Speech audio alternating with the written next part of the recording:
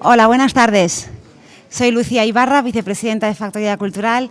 Bueno, bienvenidos a todos. Hoy veo más caras conocidas y otras no tanto, pero bueno, que me encanta que vengáis al foro de expertos, que es todos los jueves a las 7:30 aquí en Factoría Cultural y podéis venir siempre que queráis. Ya sabéis que es gratuito. Bueno, hoy tenemos con nosotros a Álvaro. Muchas gracias, Álvaro, por venir. Le llevo persiguiendo bastantes meses y ya, por fin, bueno, hemos conseguido que venga y de verdad, gracias. Álvaro tiene su estudio de diseño, que creó en el año 2003 en Barcelona y que luego ya trajo a Madrid en el 2009.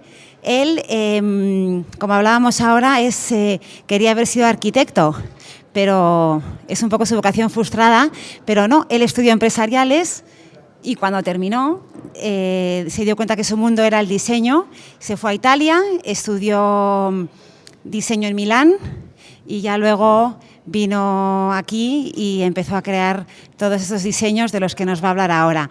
Yo destacaría de Álvaro un poco su ilusión por todo lo que es, o su querencia por la iluminación. Ha hecho trabajos increíbles. Su proyecto de fin de carrera fue una bombilla encapsulada en resina que consiguió que le produjesen en Inglaterra y ya ha producido más de como 200.000 unidades. Luego también siempre tuvo claro que España era su base, pero que había que salir fuera, que había que trabajar, que su mercado estaba fuera. Y luego también siempre un poco cómo trabaja el objeto industrial, pero siempre con una mano artesana detrás. Entonces, bueno, no me voy a enrollar más porque creo que Álvaro tiene mucho que contarnos. Y nada, bueno, darle la bienvenida y gracias a todos por estar aquí. ¿Tengo que apretar algo? No. ¿Hola? Vale. Bueno, pues sí, después de la presentación, como contabas, yo soy de aquí, de Madrid, no he estudiado fuera y luego monté mi estudio a 10 minutos andando ahí en el Marqués de Vadillo, desde donde tenemos la base para luego fabricar y distribuir por todo el mundo. Pues en mi estudio, por un lado, tiene una parte de autoproducción que es ACDO y por otro lado del estudio de diseño Álvaro Catalán de Ocón, ¿no? ACDO, bueno, el estudio de diseño Álvaro Catalán de Ocón hace una serie de proyectos, siempre basado en el diseño y desde la educación, desde la profesión del diseño industrial, aunque últimamente está tendiendo mucho hacia la artesanía, ¿no? Como una forma diferente de producir, una forma en la que el diseñador industrial no estaba habituado, pero que hoy en día pues está abriéndose mucho esa mano. Entonces está tendiendo más que al diseño industrial, al diseño de producto, ¿no? Que es una profesión más amplia. Y por otro lado está la editora ACDO, que en realidad significa autoproducción y comercialización de objetos SL, ¿no? Que es la rama que produce y distribuye una serie de productos del estudio. Entonces, este es el equipo en el que estamos, por un lado, la parte de producción, la parte de administración y venta y la parte de diseño, ¿no? Y luego está el estudio de diseño que llevo yo prácticamente solo, ¿no? Entonces, esta es una selección de productos del estudio y los que nosotros autoproducimos pues son esta serie de lámparas, ¿no? Estos son los espacios, por un lado, de administración, de recepción, taller, producción, almacenaje. Y luego nosotros lo que hacemos es trabajar el producto desde el principio hasta el final, ¿no? Desde la A a la Z, que conlleva pues partir de un diseño, de una idea generalmente muy abstracta, que no se desarrolla mucho en cuanto a diseños, renders, sino que va muy directo hacia la producción, hacia el artesano, la industria que lo vaya a producir. Y luego llegamos a una parte de ingenierización, de pequeños elementos muy técnicos, muy precisos, que acudimos a la industria. Y luego la parte de comunicación, distribución, venta, y se cierra el círculo y empezamos otro proyecto, ¿no? Nuestra idea no es hacer una colección amplia de productos, sino una colección muy selecta, ¿no? Pocos productos, pero cerrados desde el principio hasta el final. Entonces, generalmente hacemos 1 o 2 proyectos anuales. Empecé presentando mi trabajo en Milán, en el Salón Satélite, desde el 2007, que presenté junto a Francesco Facchin, es un amigo italiano con quien estudié. Y en el 2010 que hicimos también otro Salón Satélite que ganamos el primer premio. El Salón Satélite es como una plataforma dentro del Salón del Mueble Internacional del Mueble de Milán, que es para dar apoyo a los jóvenes diseñadores que puedan dar el salto a la feria, ¿no? a la feria más amplia, que es muy difícil acceder, ¿no? Y a raíz de ese 2010, de haber ganado el premio, empecé a enseñar mi trabajo ya a nivel más comercial en la Galería Rossana Orlandi en Milán, donde cada año he ido presentando uno de los proyectos que hemos desarrollado a lo largo de ese año, ¿no? Luego a la vez hemos hecho muchísimas ferias ferias y exhibiciones por todo el mundo, desde esta que es en Barcelona. Esto tiene un puntero, ¿verdad? Esto es en Milán, esto es en Basilea, Vitra House, esto es el Palacio de la Moneda de Chile, esto es Shanghái, Tokio, Holanda, Helsinki, Nueva York, Washington, París, Holanda, Madrid, esto es aquí en el DIMAT, Conran Shop en Londres, Merci en París, Interdesign Chile, Sydney, Vinson, Portugal. Entonces tratamos de siempre expandirnos al mundo, ¿no? Pero siempre actuando desde nuestra base en Madrid. Estas son algunas de las ferias. Esta es Basilea, esta es en Holanda, Shanghái, Tokio. Y cómo luego lo vamos, se va publicitando, se va enseñando en prensa, va abriéndose a los medios. Y bueno, hoy teniendo 40 minutos, pues voy a presentar principalmente el proyecto PetLamp, que es un proyecto que arrancó en el 2012, bueno, en realidad en el 2011, en un viaje a Colombia de verano, pues hablando con unos amigos surgió la oportunidad de formar parte de un equipo de diseñadores, de arquitectos, paisajistas, artistas, ¿no? Que querían responder al problema de los residuos plásticos que hay en el Amazonas colombiano. Entonces,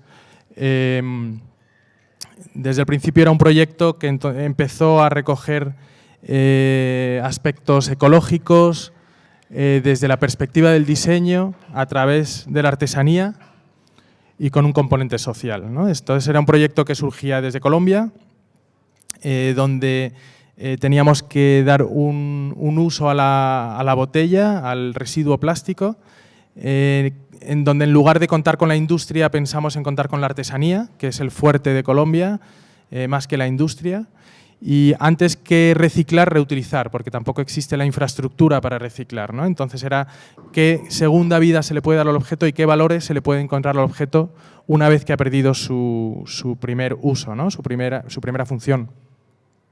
Y luego con un componente social, porque estuvimos trabajando con un grupo de artesanos que son desplazados por la guerrilla en Bogotá, ¿no? Vienen del Cauca y se ven desplazados sin nada que hacer en una ciudad que no tiene nada que ver con su entorno, y sin embargo ellos llegan a la ciudad con un conocimiento antropológico, un conocimiento ancestral suyo propio con un enorme valor, ¿no? Entonces era poder reunir a ese grupo de artesanos para que pudiesen trabajar, reunirse en la ciudad y volver a socializar entre ellos, ¿no? Y darle un sentido a su vida en la ciudad.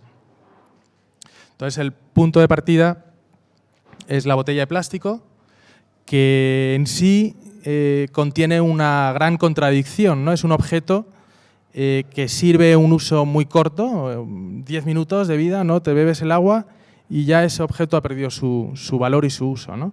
Y sin embargo está hecho con un material que dura siglos, ¿no? Entonces esa contradicción era interesante, pues, ver de qué forma se le puede dar un uso posterior y aplicar los valores que tiene, ¿no? en valorarlos para luego darle una segunda vida y un segundo uso. Desde el principio también somos conscientes de que no vamos a resolver el problema de las botellas de plástico, sino que podemos crear conciencia y dar a conocer el problema, ¿no?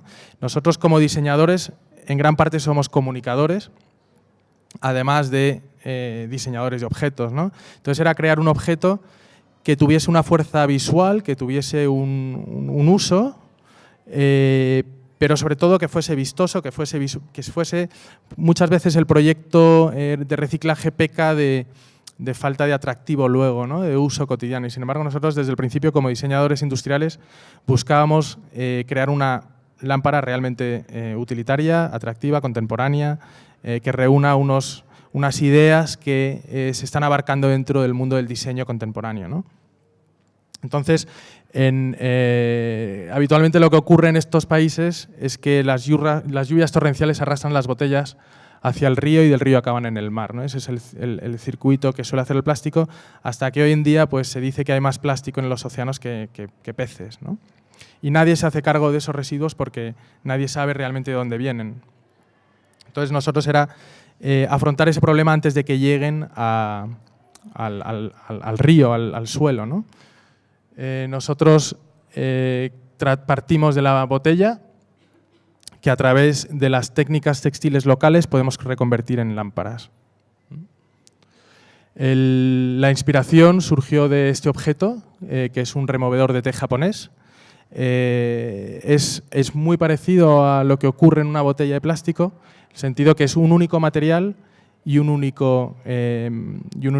única pieza, ¿no? Es un objeto hecho de una pieza y de un material, donde tienes una parte aquí de nudo en el bambú, que tenemos también en la botella, una parte de sujeción más estructural, más duro, que también tenemos aquí en la botella, que además tiene una rosca que serviría para conectar los componentes eléctricos a la pantalla.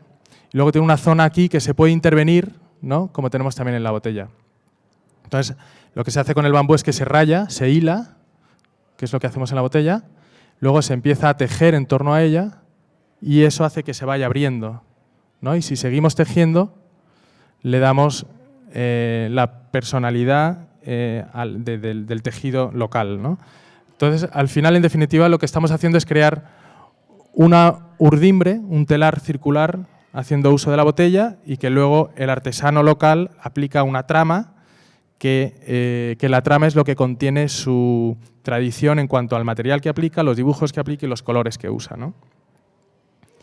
Entonces, con esto adquiere una doble lectura al objeto muy fuerte, ¿no? En cuanto que tiene una primera vida industrial y aquí siempre hay un número impreso en las botellas, ¿no? Que es un tracking number. Si tú tienes un decodificador, te dice de dónde viene esa botella, con qué agua se ha rellenado, si es de Sprite, de Coca-Cola, a qué mercado va destinado. Tiene toda una historia de esa vida industrial, ¿no? Que luego se complementa con toda la información que aparece en esta otra parte del objeto, ¿no? Aquí tenemos una araña en la iconografía precolombina que está diseñada por un artesano Eperara Seapidara, que viene del Cauca, que ha tejido con una fibra que se llama paja de tetera, que en este caso viene sin tintar, ¿no? Y todo esto habla de esa segunda vida que tuvo el objeto industrial, ¿no? Nosotros luego hacemos un taller, vamos al país donde se va a realizar el producto, pasamos mucho tiempo con el artesano, pasamos un mes, 2 meses, y poco a poco vamos desarrollando un producto que ni él sabe qué va a ser, ni cómo se va a hacer, ni nosotros tampoco, ¿no? Entonces, arrancamos el taller con este grupo de artesanos desplazados y poco a poco fue surgiendo el producto, ¿no? Entonces, arrancó en Colombia, de ahí fuimos al año siguiente a Chile, el año siguiente lo desarrollamos en Etiopía, el año siguiente en Japón, el siguiente en Australia y el siguiente vuelta en Chile, ¿no? Entonces empezamos en Colombia, que es un país muy particular, ¿no? En sí contiene todos los elementos perfectos para poder poner a prueba el proyecto. Tenemos un país muy variado, con el Océano Atlántico y el Pacífico, es el único país de América del Sur que tiene los dos océanos. Está dividido por los Andes, luego tiene el Amazonas, tienes cultura entrando por cultura americana, ¿no? Y cultura colonial, y luego tiene la particularidad de que lleva, con el problema de la guerrilla, 50 años, lo que ha hecho es que cada región se haya mantenido muy aislada desde entonces, ¿no? Entonces se encuentran artesanos y o sea, culturalmente está muy diferenciada cada región del país. Y eso se refleja principalmente en la artesanía, en la música. Entonces nosotros trabajamos con artesanos de esta zona con dos culturas diferentes, los guambianos y los Eperara Seapidara, que están a 200 kilómetros de distancia y sin embargo llevan vidas completamente diferentes. Y ellos estuvieron desplazados por la guerrilla en Bogotá, ¿no? Entonces reunimos el grupo de artesanos, nosotros creamos una serie de moldes, como se ven aquí, donde sujetar la botella, donde empezar a tejer con ella y poco a poco ir dando forma al producto, ¿no? Combinando, esta es la paja de tetera, que viene en una palmera, que luego la hilamos, la teñimos y se combina con la botella de plástico. Y poco a poco fue surgiendo lo que es el producto. Nosotros trabajamos la parte más formal para que luego ese objeto pueda ser apilable, se pueda meter en una caja con una medida estándar y que podamos nosotros optimizar toda la parte logística y el artesano pone el color y el dibujo que quiera, ¿no? Entonces, de esta forma se logra también que el objeto sea único. Todas las piezas son diferentes y el artesano se ve motivado para seguir creando la siguiente y la siguiente y la siguiente, ¿no? Y nosotros podemos ofrecer un objeto único pero fabricado de forma serializada.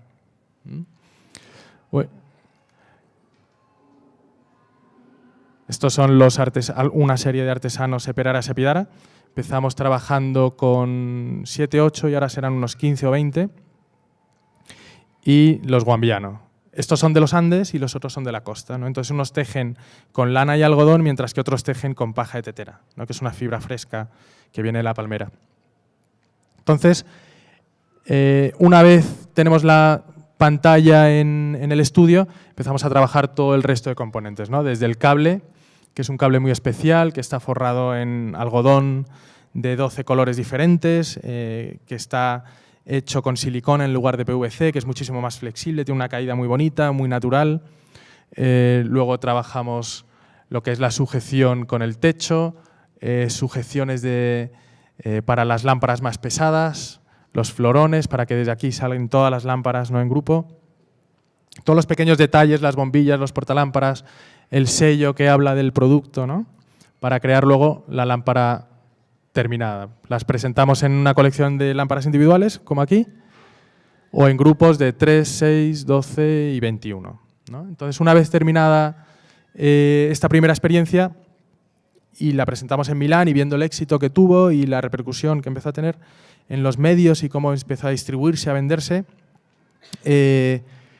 pues tomamos la iniciativa de decir, bueno, ¿qué pasa si lo aplicamos ahora, si es realmente capaz de adaptarse tanto a distintas técnicas artesanales, distintos materiales? Entonces pensamos en llevarlo a Chile, que hay un pueblo, Chimbarongo, donde se trabaja el mimbre, ¿no? Es una de las capitales del mimbre en el mundo.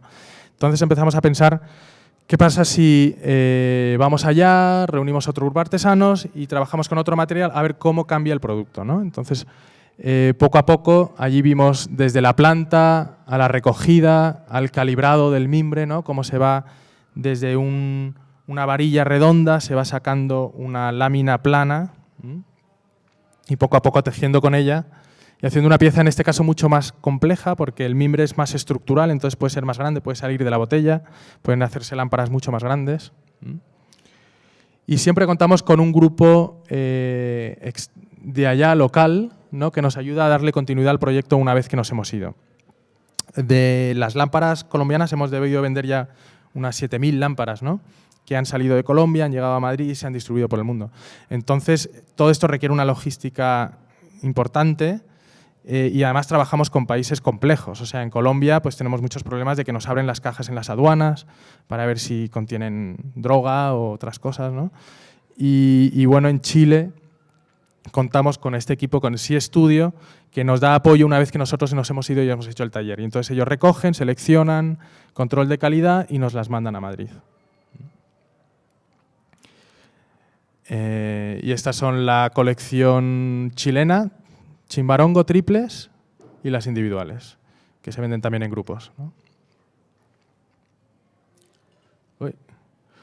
Luego también, además de...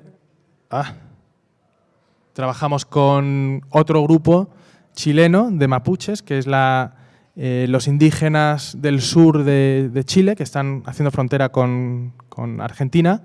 Entonces ellos nos contactaron a nosotros, que fue bastante un cambio también en el proyecto, ¿no? Donde nosotros siempre íbamos orientados hacia un país y por primera vez un grupo de artesanas nos escribe y nos dice, mira, la lámpara que hemos hecho, ¿no? Entonces nos copiaron una lámpara que habíamos hecho anteriormente en Etiopía, con la misma técnica, y nos la habían copiado igual porque ellos utilizan la misma técnica, ¿no? Entonces les dijimos, bueno, ¿por qué no, en lugar de copiar el estilo etíope, hacéis una vuestra propia mapuche con vuestros símbolos, vuestros colores, vuestras formas, ¿no? Y empezamos poco a poco a desarrollar con ellos una colección que presentaremos este año en Milán.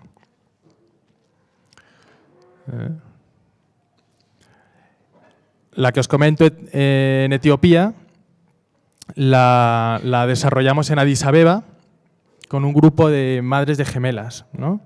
Entonces allá reunimos en una tienda especializada en cestería que se llama Salem a este grupo de artesanas.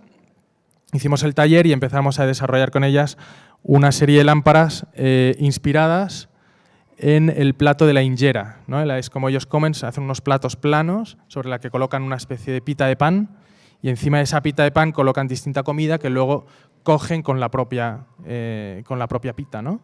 Entonces, inspirados en ese objeto típico de su cultura, empezamos a desarrollar estas grandes lámparas como grandes platos, ¿no?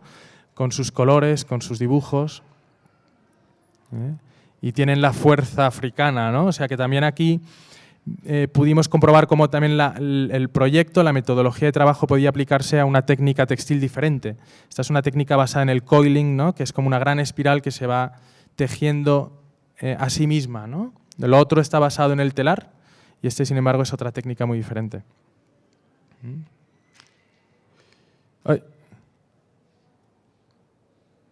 ¿Vale? Estas las vendemos también así individuales. Estas son todas absolutamente diferentes, ¿no? Entonces, cuando un cliente nos viene y nos pide una, mandamos un PDF con las que estén disponibles y una vez que se ha vendido ya no se puede volver a repetir, ¿no? Se tarda en torno a una semana en hacer una de estas lámparas, ¿no?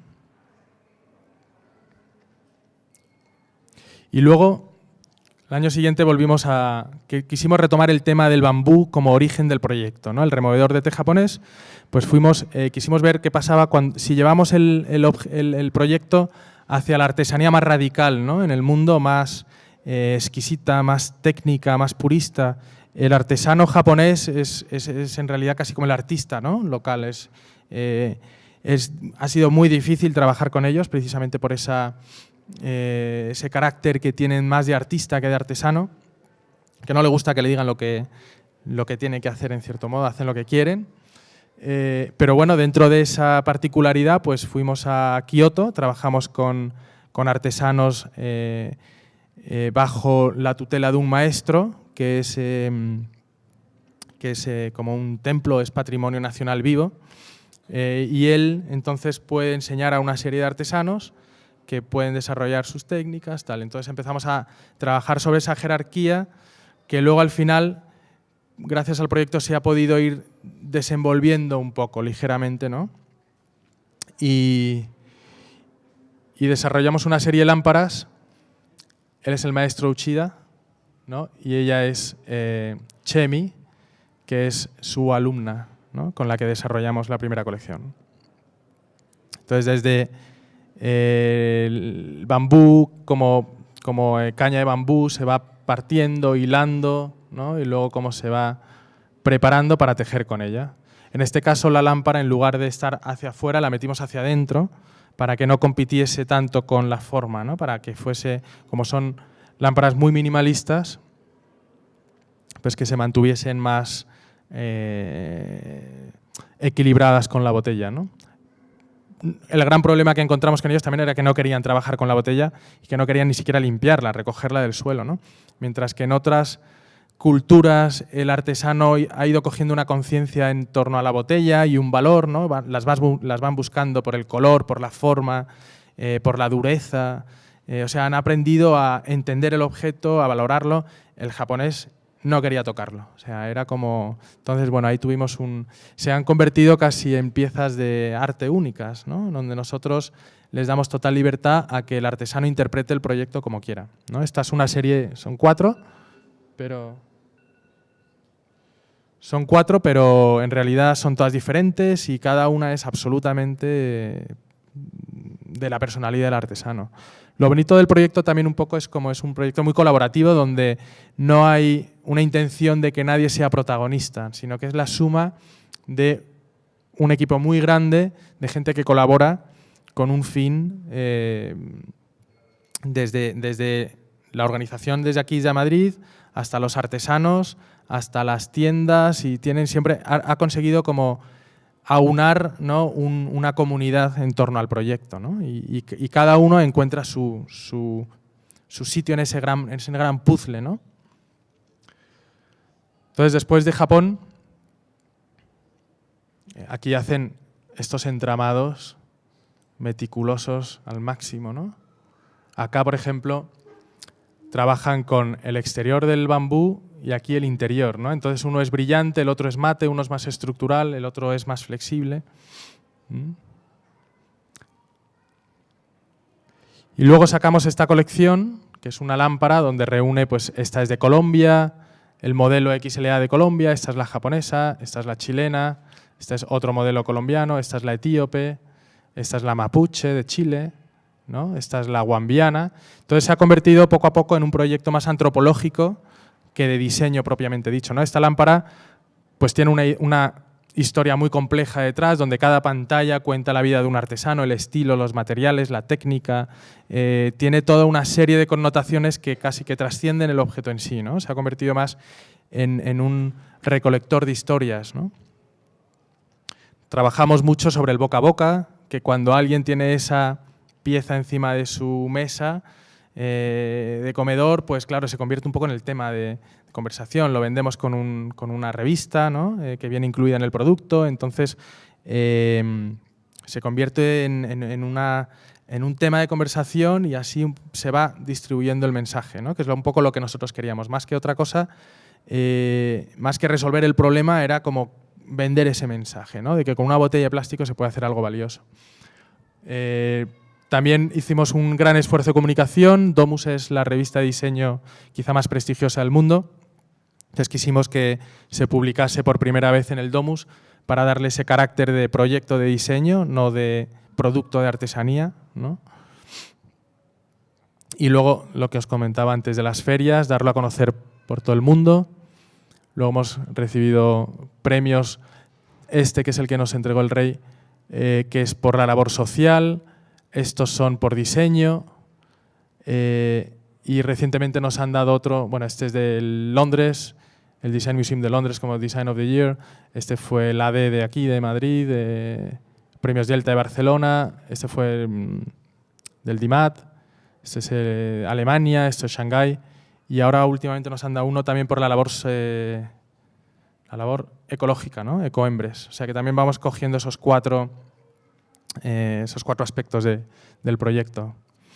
Y bueno, y el año pasado, este año, surgió la oportunidad, nos contactó la National Gallery of Victoria de Melbourne, en Australia, para exponer el proyecto entero en el museo, en torno a la Trienal de Arquitectura, Diseño y Arte que va a empezar en diciembre de este año.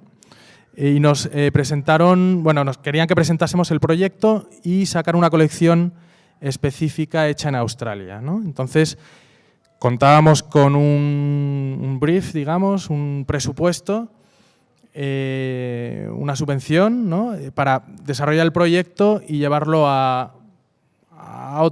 por otro camino, ¿no? Entonces, fue un reto importante, nos lo tomamos un poco como a ver hasta qué límite podemos llevar el proyecto y empezamos a investigar en Australia, dónde podían estar los artesanos más radicales del país, ¿no? Entonces fuimos a buscar a los aborígenes Yolngu, de esta zona de acá, en un pueblo que se llama Ramingining, que está aquí. Es el territorio del norte, atravesando el parque Kakadu. Tuvimos que atravesar por el sur 3 días de coche hasta llegar hasta acá, cargados de comida, y encontrarnos hicimos una investigación entre las comunidades de la zona y dimos con Ramingining, con este grupo de artesanos. Siempre basándonos en este tipo de tejido, que es un tejido que viene de una palmera, la fibra, y que tiñen con raíces y hojas de la zona. O sea, todo sale del campo, es como ir a dar un paseo por el campo y volver con una alfombra. Y con una técnica que ellos han usado ancestralmente y que dejan estos restos del tejido por fuera, que nos interesaba mucho, ¿no? Entonces empezamos a hacer un estudio del mundo aborigen. Esta era una pieza para una colección de un museo, podía ser una pieza única, más especial, sin una voluntad de que fuese comercializable. Empezamos a mirar el arte aborigen, que es realmente sorprendente, es de una modernidad y de una contemporaneidad brutal, ¿no? Son pinturas que también yo veo, me da la sensación que vienen mucho del mundo del tejido, ¿no? Y son como tejidos llevados a la pintura. A la vez, las pinturas aborígenes surgen de las pinturas que ellos hacían sobre el terreno para transmitir los conocimientos, eran como mapas que transmitían a las generaciones siguientes y que luego bailaban sobre ellas para que desapareciesen, ¿no? Y que nadie más que ellos pudiesen verlo. Entonces, en los años 70 empezaron a pintar de esta manera, ¿no? La cultura aborigen es la cultura más antigua que existe hoy en día en el mundo, ¿no? Tiene una antigüedad de 60.000 años. O sea, llevan 60.000 años viviendo del mismo modo. Es la cultura más directa, que viene de África más directa, ¿no? Es un misterio de dónde vienen, cómo han ido desarrollando esa cultura, y además es una cultura que no tiene lengua, que no tiene escritura. Entonces todo se transmite a través de los sueños, de las historias, de la música, y además no ha dejado grandes construcciones, grandes no sé, poblados, esculturas, pinturas. No, es una cultura maravillosa, antiquísima, que pasa por el terreno sin dejar huella, ¿no? Que es maravilloso. Y es por lo que cuesta ese encuentro entre la cultura luego aborigen y la cultura australiana, ¿no? Occidental. Todo eso, pues claro, nosotros hemos ido aprendiéndolo a base de estar allí, vivir con ellos, compartir experiencias. Entonces empezamos a pensar en cómo darle forma a esa pieza, ¿no? Empezamos a ver el territorio, la topografía, a pensar que hay núcleos de vida en las grandes ciudades del país, el resto aparentemente está vacío, ¿no? Entonces pensábamos qué ocurre si en estos puntos nosotros colocamos nuestras botellas que luego se entretejen entre ellas, ¿no? Pero luego mirando más mapas, este es un mapa satelital, ¿no? Que te da una idea de dónde se concentran los grupos humanos, ¿no? en la Tierra. Pero luego mirando más mapas satelitales encuentras que aquí hay estas luces que son los fuegos creados por los aborígenes para mantener controlada la tierra, ¿no? El bosque. Entonces, lo que aquí aparentemente estaba vacío, sin embargo, tiene tanta o más vida que aquí, ¿no? Y sin embargo, son dos vidas contrapuestas, ¿no? Entonces empezamos a entender que es un país como con dos caras, ¿no? Entonces empezamos a pensar que se podrían ir localizando distintas formas de asentamiento humano, que luego se podían ir agrupando, creando unas formas, unos encuentros, ¿no? Y fuimos a vivir allí durante prácticamente 2 meses, compartiendo mucho, viviendo. Primero pasamos un tiempo pues, yendo a cazar con ellos cangrejos, ¿no? Que luego nos comemos en la playa, en un fuego, en este manglar que debía de estar lleno de cocodrilos y tiburones en el mar y de todo, porque en Australia si no vas con los aborígenes no puedes salir al campo, o sea, es radical. Mary, por ejemplo, me adoptó a mí como madre, y entonces te adopta uno de ellos y es una manera de que ellos te transmiten su cultura, ¿no? A mí me adoptó Mary, a Enrique, que estuvo conmigo, le adoptó Lynette, y Mary, entre otras cosas, es cazadora de cocodrilos, ¿no? Entonces te abre a un mundo inexplicable, ¿no? Se pasan 1 hora peleándose aquí en un agujero y te sacan un cangrejo pues así, ¿no? Que luego te comes en la playa. O sea, son unas experiencias increíbles.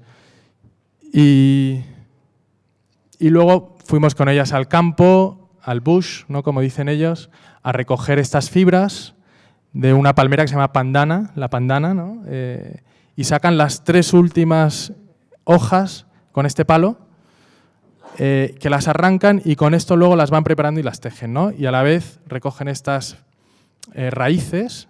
Esta es la raíz con la que se hace el amarillo, esta es la raíz con la que se hace el rojo, con estas hojas se hace el morado, ¿no? Entonces, en cada periodo del año, además, se hacen unos colores u otros, ¿no? Entonces, es muy bonito como luego el producto queda definido por el momento en que se ha hecho. Luego empezamos a trabajar las hojas, ¿no? Que se les quita, se queda solo el corazón, que luego se divide en 2 y te da 2 fibras, ¿no?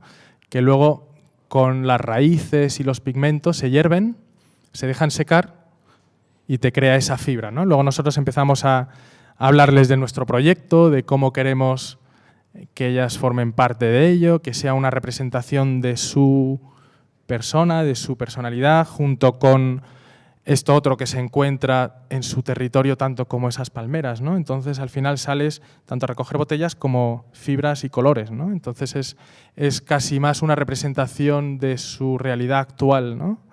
Entonces, empezamos a proponerles que hiciesen sus lámparas, tejiendo con su técnica en torno a la técnica del telar, ¿no? Con urdimbre, trama. Y Mary es la gemela del actor más importante de Australia, de David Gilligan, ¿no? Del actor aborigen australiano. Y entonces ella, en lugar de traer una pieza, trajo 2, ¿no? Como gemela, dice que lo hace todo de 2 en 2. Entonces empezamos, le dijimos, bueno, ¿por qué no las unes, ¿no? Les pones como un cordón umbilical y tu pieza va a ser una pieza única que te representa, ¿no? Como parte de 2 personas, ¿no? Entonces empezamos a hablar de todos esos vínculos familiares que existen en el mundo aborigen y descubrimos que por un lado está el vínculo de sangre, que es como el nuestro, como el que nosotros solemos tener, pero por otro lado tienen vínculos de piel, ¿no? O sea que también hay un vínculo familiar en función a la piel, a la zona, y también otro que se llama kinship, que es como de 5 generaciones. Entonces, la sexta pasa arriba y se convierte en la madre, la abuela, la bisabuela de las generaciones que hay más abajo. Entonces, de repente ves una niña de 5 años que es la bisabuela de una mujer de 60, ¿no? Entonces, ahí ya te rompe totalmente tu esquema de lo que es una organización social como nosotros entendemos. Empezamos a hacer un esquema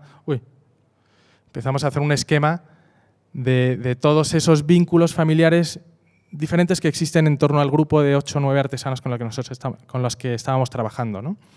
Entonces, investigando encontramos que esta es la representación, esto es un árbol familiar en el mundo aborigen, ¿no? Entonces aquí tienes los orígenes familiares que luego se entrecruzan con los hijos, con las primeras esposas, la segunda, la no sé qué, ¿no? Entonces esto es como un árbol genealógico aborigen, ¿no? Empezamos a entender un poco más sobre su representación, sobre su manera de sus vínculos, ¿no?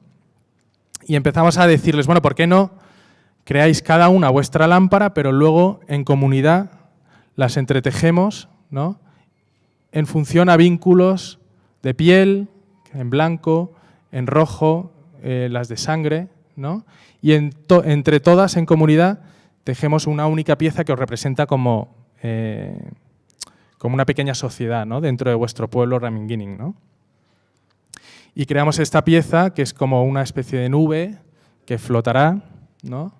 Está a medio hacer aquí, claro, ¿no? Y que cada una de las artesanas ha hecho una pieza que luego queda unida, ¿no? Y representa, en cierto modo, tanto una topografía como unos vínculos familiares entre ellos, ¿no? Entonces aquí tenemos la lámpara tal como quedó, arte aborigen de cómo hay unos vínculos, ¿no? Y cómo también se vincula eso con su terreno, ¿no? Esto es un billabong que en cierto modo queda representado aquí. Estos son los lagos que se secan en la temporada seca, ¿no? Que pueden ser como estos espacios que quedan entre las lámparas, o las líneas topográficas, que es muy parecido a lo que es un tejido, que son como curvas de nivel, ¿no? Y estas fueron las artesanas que lo tejieron, ¿no? Las 8 artesanas que lo tejieron. Entonces, estas 2 Mary y Yvonne son hermanas de piel, no, de sangre, igual que Cecilia y Melinda, ¿no? Y estas tres pertenecen a una misma zona del Billabong, y entonces son hermanas de piel. Y bueno, y eso es un poco. ¿Cuánto tiempo llevamos? Yo creo que ya hemos cumplido los 40 minutos. Sí. Pues ahí me quedo entonces. Hay más productos, pero bueno, ya quizá en otra sesión. ¿Vale? Si tenéis alguna pregunta.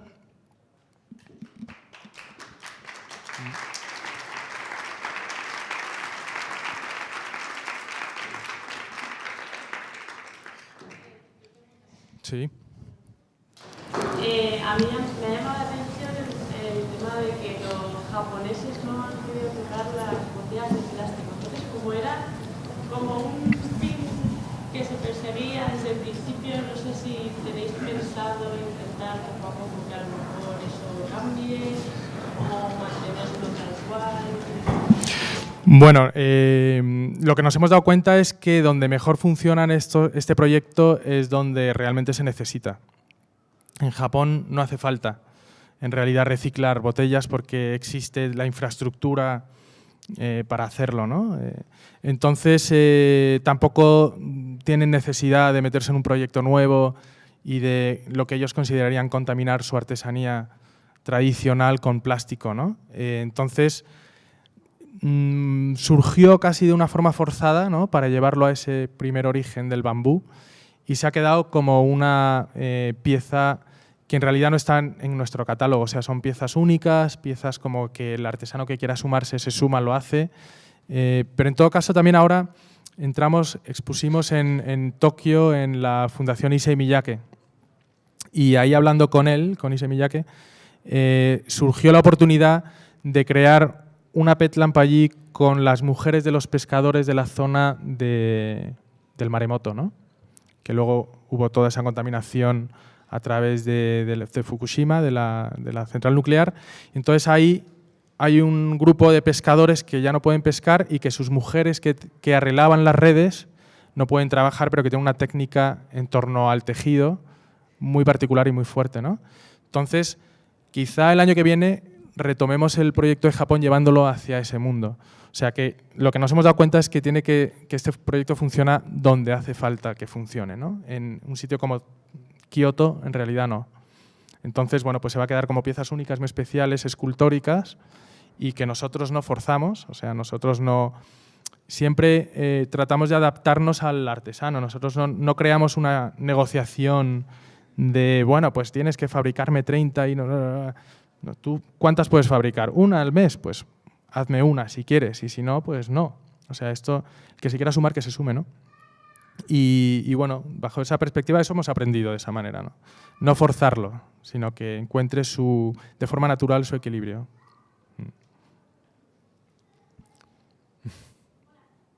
Sí.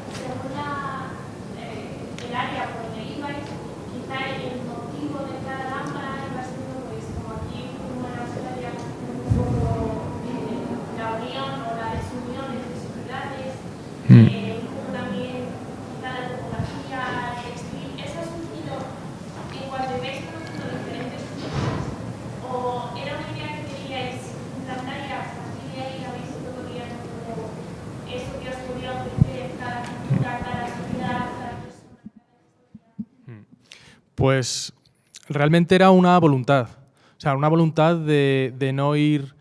Yo soy diseñador industrial de carrera, ¿no? Y como diseñador industrial te enseñan a hacer un plano con un dibujo técnico dibujado a la 10ª de milímetro. Tú vas a una máquina, la programas y sale a esa 10ª de milímetro. Si no te lo dan a esa 10ª de milímetro, puedes pedir que te devuelvan la pieza y te la repitan, ¿no? Y eso está como aceptado de esa forma. Entonces, desde el principio como os comentaba, en Colombia no tenía sentido acudir a la industria, porque no es su fuerte, ¿no?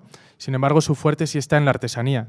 Entonces, esa decisión ya nos llevó hacia esa línea que tú comentas, ¿no? Es decir, bueno, ya no estamos trabajando con una máquina, estamos trabajando con una persona.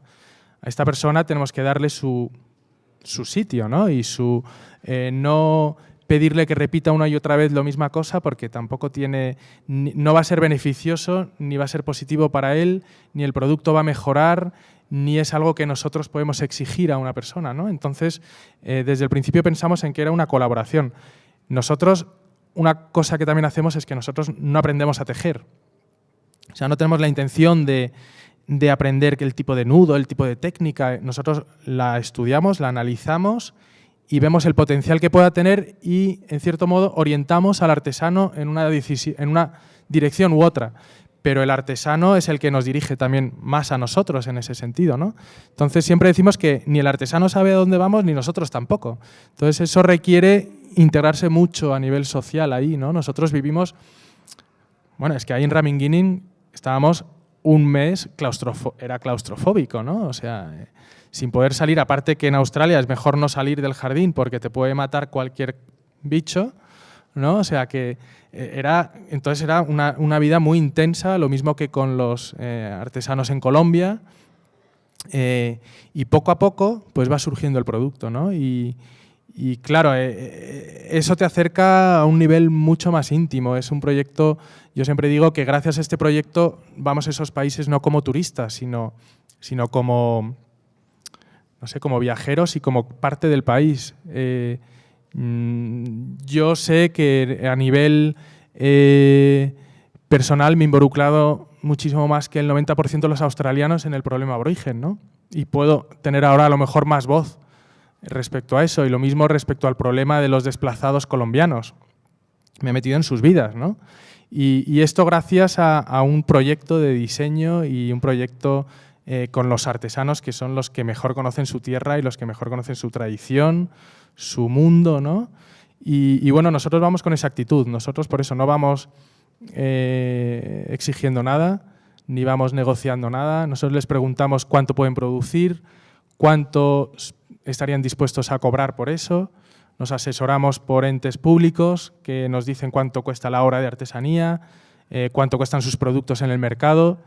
No queremos pagar ni más de la cuenta ni menos, queremos pagar lo justo. Tan malo, es peor pagar más que pagar menos, ¿no? Y vemos que así funciona, ¿no? Entonces un poco vamos con esa actitud. Nada. Enhorabuena porque es impresionante, la verdad, el trabajo y la experiencia.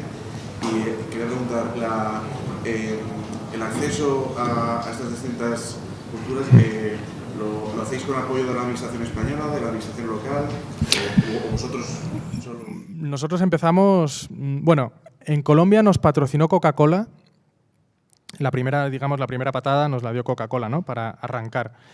Pero solemos tirar por nuestra propia financiación, que yo creo que lo hace casi que más auténtico y más real. En el caso de Australia era una excepción porque nos lo pagó el museo, ¿no? Porque es una pieza para el museo y ellos nos lo patrocinaron. Pero generalmente preferimos trabajar con nuestros medios o pequeñas ayudas muy locales, ¿no? No, el contacto empezamos nosotros. Bueno, a Chile fuimos porque uno de nuestros socios es chileno, Sebastián Betanzo, y tenía un amigo, unas amigas que tienen este estudio, que era así estudio, y entonces hicimos esa colaboración de una forma como muy natural, muy fácil. Y luego, a raíz de la comunicación, empezaron a llamarnos gente, ¿no? Entonces nos llaman, ahora mismo pues tendremos 5 puertas abiertas de distintos lugares que quieren hacer el proyecto con nosotros y nosotros estudiamos cuál es la más viable y elegimos una, ¿no? Entonces ahora mismo, por ejemplo, tenemos... Posiblemente la siguiente que hagamos será en Tanzania con viudas Masái. Pero nos han contactado de Vanuatu, que Vanuatu es una isla más allá de Australia y más allá todavía metida ahí en medio del Pacífico, ¿no? Esa la vemos muy difícil realmente. Entonces sería precioso, pero lo descartamos porque luego lo que sí que no queremos hacer es crear expectativas, ir allí diciendo sí, te vamos a vender un montón de lámparas, no sé qué, pero luego vamos allí y traer una lámpara a España o mandarla a donde sea va a costar una fortuna, entonces va a ser inviable y no no vamos a tomar esa opción, ¿no? Pero por lo general es todo muy a título privado. Y luego una cosa que me ha sorprendido es, o sea, yo conocía por el pabellón de España de la Expo de Shanghai, ¿no? La relación del mimbre entre España y China, por ejemplo, ¿no? Pero lo que he aprendido aquí es que es algo mundial. Claro, bueno, el mimbre en realidad, eso lo aprendí en Chile, no es un material. Es una forma es una fibra que se puede usar para hacer una cesta, ¿no? Entonces nosotros lo que aprendimos es que la técnica que más se ajusta a nuestro proyecto es la cestería, que no es el tejido, ¿no? Y la cestería es una técnica artesanal la más antigua que desarrolló el hombre, de la era recolectora, incluso anterior a la cerámica, ¿no? Entonces, es una técnica artesanal que se encuentra en cualquier parte del mundo. Y eso yo creo que ha sido también uno de los fuertes del proyecto y de nuestros descubrimientos, ¿no? Es decir, es que allá donde vayas, hoy en día existen botellas de plástico y una técnica de cestería propia, porque la cestería se adapta al tipo de fibra que existen allí, al tipo de uso que se le va a dar, que no es lo mismo recoger manzanas que papayas, ¿no? O cómo se tiñe, o el uso que se le da, pero siempre proviene de una técnica antiquísima, ¿no? O sea, hay cestas pues, egipcias, cestas prehistóricas, ¿no? Y esas técnicas se mantienen, o sea, siguen vivas, ¿no? Aquí ahora quizá vamos a trabajar con cesteros de castaño en la zona de Salamanca, de Béjar, ¿no? Y es una técnica pues, que sigue viva desde hace muchísimo tiempo y que ahora, por ejemplo, es una técnica que se está levantando mucho porque España ha prohibido recoger setas con bolsas de plástico, ¿no? Porque entonces si tú recoges setas con bolsas de plástico, las esporas no caen al terreno, entonces obligan a recoger setas con cestas, ¿no? Entonces el mundo de la cestería en esa zona pues se está levantando, ¿no? Entonces son todas esas cosas que surgen y que uno va entendiendo, ¿no? a base de entrar en contacto con ellas. En primer lugar, felicitarte por tu trabajo aquí en tu equipo. Y a mí la pregunta que me suscita es, se trata de un producto con mucho carácter cultural y social. ¿En qué mercados habéis encontrado que tienen una mayor aceptación?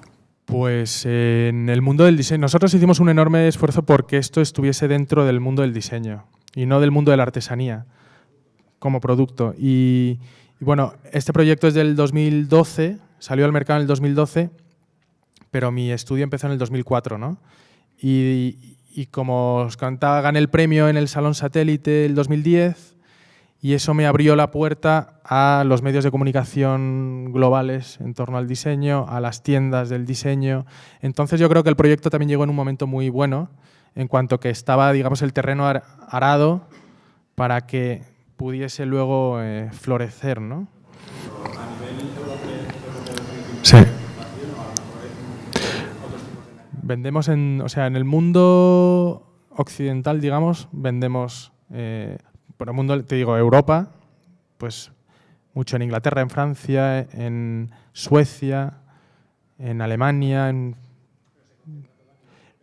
No, y luego en América es nuestro principal mercado y en América no vendemos, todavía no hacemos una acción de marketing directa, nos compran porque nos conocen así y el año que viene vamos a sacar ahora la certificación UL, que nos permitirá vender a través de tiendas y a través de a hoteles y tal y cual. Entonces nos abriremos mercado por ahí. Pero luego también tenemos un mercado muy fuerte en Australia, que es por lo que fuimos a hacer el taller este también. ¿Estáis desarrollando un mercado en Vaya donde vais a desarrollar la actividad? No. Al revés. En Colombia, por ejemplo, casi no hemos vendido lámparas, porque ellos no aprecian su artesanía propia. Eso suele ocurrir. Uno no aprecia lo que tiene en la puerta, ¿no?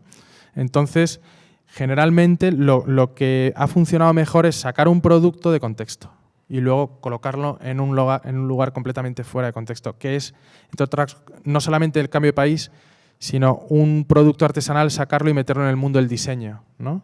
A través de un método de trabajo de diseño. No es que ese cambio tanto de localización como de mercado, yo creo que ha favorecido su distribución.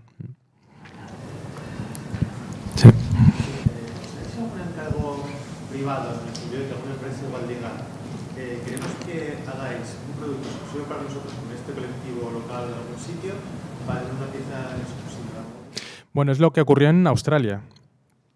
Pero un poco lo que digo yo, a mí ir allí a crear esa expectativa de que luego vayamos a vender más y tal y cual, si no está todo muy bien montado, prefiero no hacerlo, ¿no? Porque si no, estás creando ahí una... y acaba perjudicando, ¿no? Entonces, si no tenemos una posibilidad de desarrollar el producto después, una vez que nos hemos ido, preferimos no hacerlo, la verdad. No. Gracias.